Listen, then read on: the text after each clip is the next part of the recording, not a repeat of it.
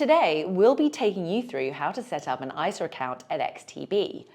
We'll take you through the process of creating a flexible stocks and shares ISA on the XTB app. Let's start by opening the XTB app, clicking on the Portfolio tab at the bottom of the screen, and following the ISA section on that page. To open your flexible ISA, you must have a real sterling account at XTB. When opening an ISA account, you will need to have your national insurance number on hand, as you will need to input this when setting up your account. If you can't find your national insurance number, it should be on your last payslip, or you can go to the HMRC app to find it. Once you input this, press confirm, and once you accept the agreements and consents, you will be ready to go.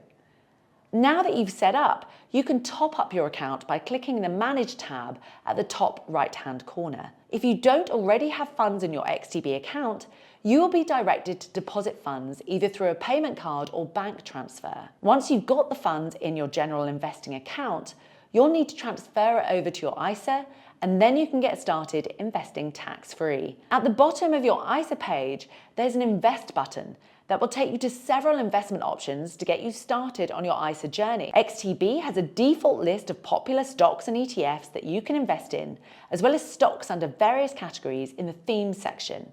You can also search for the stocks and ETFs that you're interested in via the search tool at the top of the page. Once you pick a stock or ETF you want to invest in, choose the value or volume you want to invest with, in line with the available funds you have in your account. And that's all there is to it.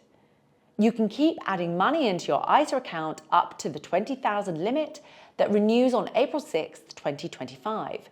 You can also manage your ISA by adding funds, closing positions, withdrawing funds, and reinvesting in different stocks and ETFs, all within the XTB app. Get started now with ISAs by downloading the XTB app in the App Store today.